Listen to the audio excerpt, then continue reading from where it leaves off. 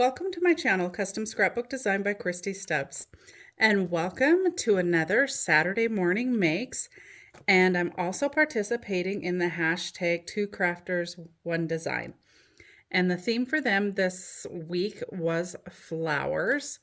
And then Saturday Morning Makes you can find by searching the hashtag SatMornMakes. It is hosted here by Jillian Norwood. Be sure to check out both hashtags and all of the creative people who are partaking in both of those. So many amazing projects out there. It's worth the time to take a few minutes of your day and kind of pop through some of those videos and check out all of the amazing creative skills people have. So the first thing that I'm going to share with you guys is my layout from my live Sunday night sketch sesh that I do on Facebook, and then I do always upload the video to my YouTube channel as well. The sketch is done on Sunday, and the video is usually uploaded by Monday sometime. So I'd love to have you join me over on my YouTube channel as well. I will put the link down below for you. So this was part of the sketch last week. So I did this layout live, and I did it a day of my granddaughter. We go down once a week and spend time with her, and I take a bazillion pictures every Wednesday, and then that gives me lots to choose from on Sunday. So this fun sketch was created using 1/2-inch strips, and then I did use the not banner punch from Stamping Up. I've got a couple of these that I've purchased at garage sales. It works great. So my strips started out at 6 inches, and I think they're about 4.5 now after I used the punch and punched all of these little banners into them. Now, normally I tend to ink everything that I work on. I skipped it on here because I didn't really want to define the edges of every piece of paper. I wanted it to flow really well, and it's got a lot of fluid motion in it, I think. I did modify this sketch. If you follow me at all, you know I rarely follow a sketch to a T. I tend to always modify it, and I like to get lots of pictures on a page. So I tend to be one of those scrapbookers who uses lots of photos on my layouts. But so if you like that style, come follow me. You'll hopefully find something to inspire you every week. So this is the left-hand page, and unfortunately my camera is not set up to show you the entire thing side by side, but I will post the pictures at the end of this video for you. But here is the right-hand side though. So I'm going to bring them both in and kind of show you that I did make sure and meet everything up on both pages and kind of carry that wave with those little banners throughout the rest of the page.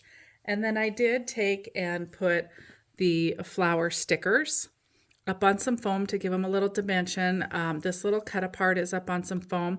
This is the washi tape that goes with this collection. The collection is My Best Life. I will link it down below as well. It is from my little website, my little scrapbook store that I have. I'd love for you to check that out as well. I'm going to come back to this other one and just point out that I did raise this one up on some foam, and that was it. I kind of like to use foam a little bit throughout my layouts because it just gives it just a little bit more dimension. I did use some of the enamel dots as well, and then all of the papers do come from that collection, and some of them were both the A side and the B side I just flipped them over. So this was a really fun project. It really seems like it would be super time consuming, but honestly, it wasn't horribly bad. So the next little project that I want to share with you, so obviously my layout had flowers on it, but we're back to my cards. So I did share 2 cards last week. And I also shared that I have a large collection of this Gorgeous Girl stamps by Santoro, I believe it is. And I have not used them. I've had them well over a year and I haven't used them at all. So I have decided to make it my mission to start using them. So this is one of them that I use, and I also am practicing on my coloring with the markers and kind of trying to shade and give things more realistic feel. So I need a little work on that. I think I asked this last week. I'm going to ask again if you guys follow someone who you really admire the way they do their shading and stuff and they do tutorials on it, please share them down below. I would love to take a quick peek at what they do. So, and I did put just a circle on the inside of that. So for this card, both of these cards, last week I shared that I used a My Creative Time die to make the circle card. So I'm going to share at the end of this video how I made these cards just using a circle die. So you don't have to have the fancy card die if you don't want to and you already have some circles in your stash. This one ended up being slightly smaller, I think, than the actual card die. Actually, I think it might be just about the same because this is the envelope for it as well, and these do fit in the envelope, but just barely. So I will share that little bit of video that I took making those at the end of this video and just give you a real quick tutorial. It's super easy. So anyway, this girl's got a couple of her fun enamel dots on there, and then it's stamped with hello there. And then this is the flower one that I made for the 2 Crafters 1 Design Challenge. And it is just some flowers I had in my stash. And I used a scalloped circle behind her. I actually punched out with another Stampin' Up punch this fun shape here for my just a note. And then I added some flowers to both sides of it. And then I did use my silver ink to do her key and her little shoes there. But I thought she turned out pretty darn cute.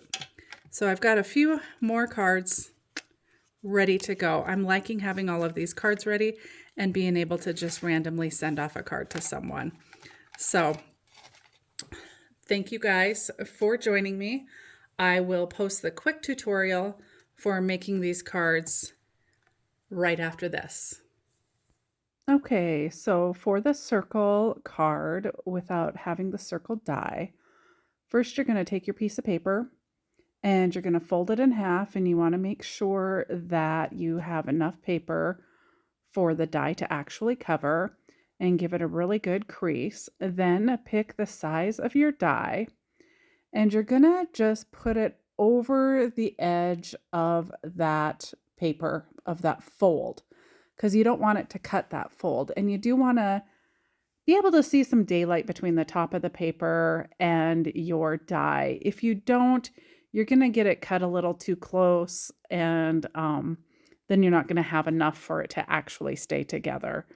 And I know this from experience because when I tried it the first time, I cut it a little bit too close. So you're just going to run that through your die machine, and I ran it through twice because I am using fairly thick paper for this. And I did use just a little bit of tape too to hold my die in place when it went through. You can use a little washi tape if you want. This is some tape I got off scrapbook.com that is meant for holding your die in place. And then you can see that we've got the top of the circle is just a little flat.